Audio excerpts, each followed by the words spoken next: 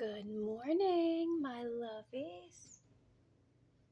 Today, we're going to read about another bear. And this is another story about a little brown bear. There's actually several stories within this book, but we'll start with the first one. Another one from my childhood. I hope you enjoy it as much as I did.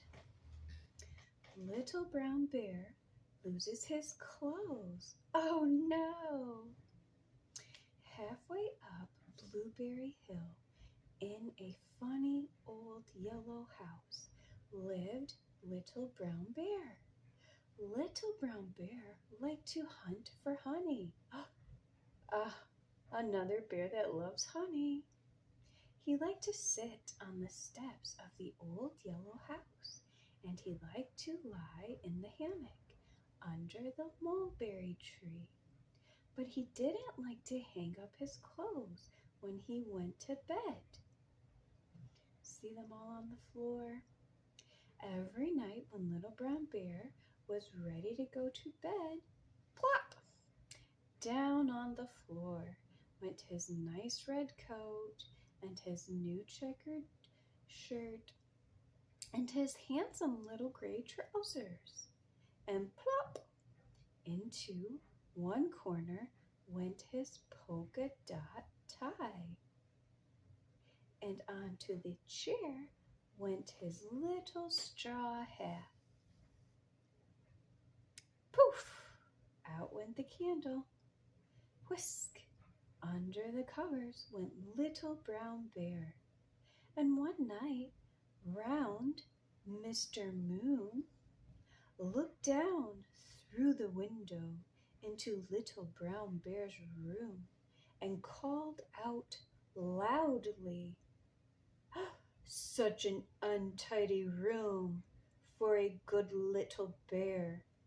Coat on the floor, hat on the chair."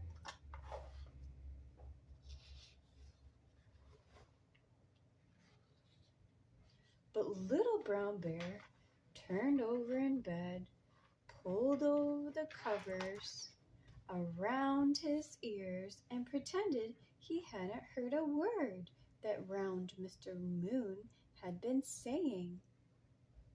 And soon old Mr. Owl looked in through the window and called out very loudly, "To-wit!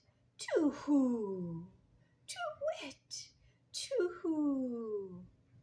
Such a careless thing for a bear to do!"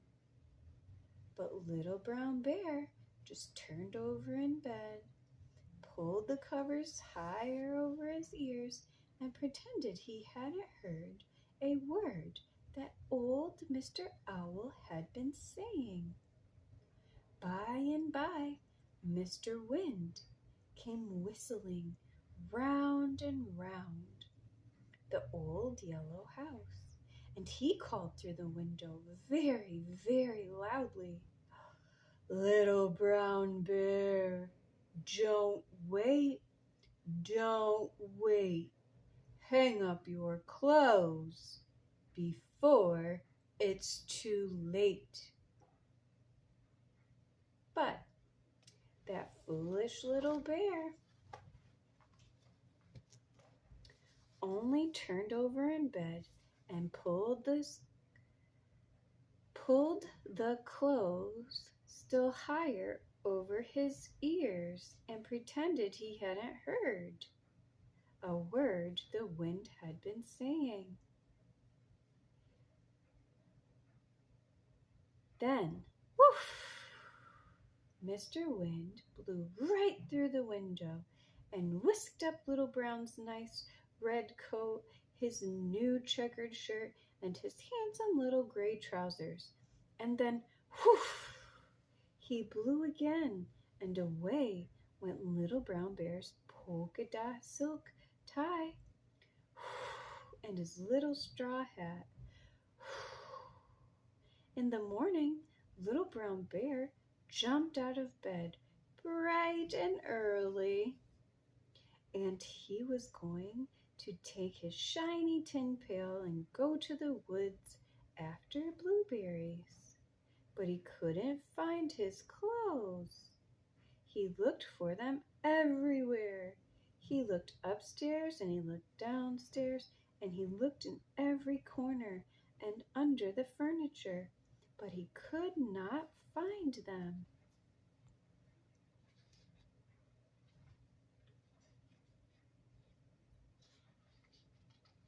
So, Little Brown Bear put on last year's old patched overalls and sat down on the steps of the yellow house and cried and cried. And by, he heard Mrs. Duck calling out as she hurried down the hill. "You're all invited to come to tea down in my garden at 3:30. That made Little Brown Bear feel very bad indeed, and he cried harder than ever. For of course he couldn't go to Mrs. Duck's tea party in last year's old patched overalls.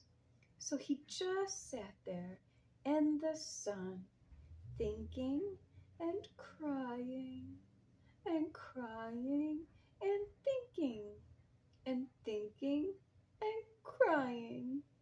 And suddenly, out of all of that thinking, a thought popped right into Little Brown Bear's head. What do you think it was? He wiped his eyes on his old last year's bandana and he jumped up. "I know what I'll do," he said to himself, "and even if I can't go to the tea party myself, I'll take Mrs. Duck a pail of nice fresh mulberries for her party. I can hurry home before anyone sees that I'm not dressed." So Little Brown Bear ran over to the mulberry tree and began to shake it very hard. And what do you suppose happened?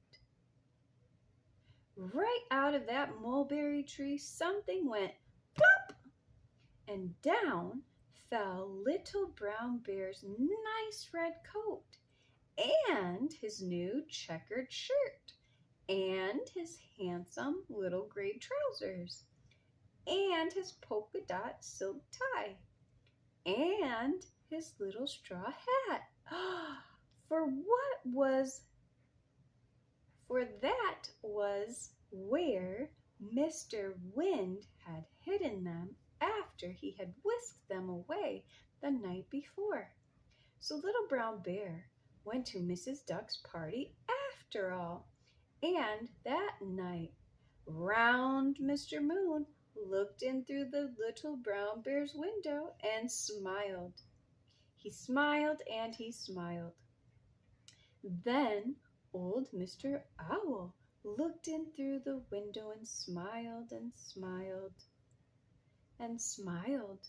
And by Mr. Wind looked in through the window and smiled and he smiled and he smiled and he smiled and he smiled. Oh, did they smile? Coat, hat, and tie hung up with care. Oh, look at that. And what a tidy room for a Little Brown Bear. He chuckled softly to himself. Everything in its place. Look at that. It's important to have a place for all of your belongings so that you can always find them when you need them. And it's always good to take care of our things. We want to treat them well so that they are available when we need them, just like my book. If I hadn't kept this nice and safe all of these years, it's been a long time since I was a little girl and read this book, but I treat books like friends because they're special and they tell you wonderful lessons. So until tomorrow, I hope you have a great day, and we'll meet again for another story of Little Brown Bear. I love you, my lovies.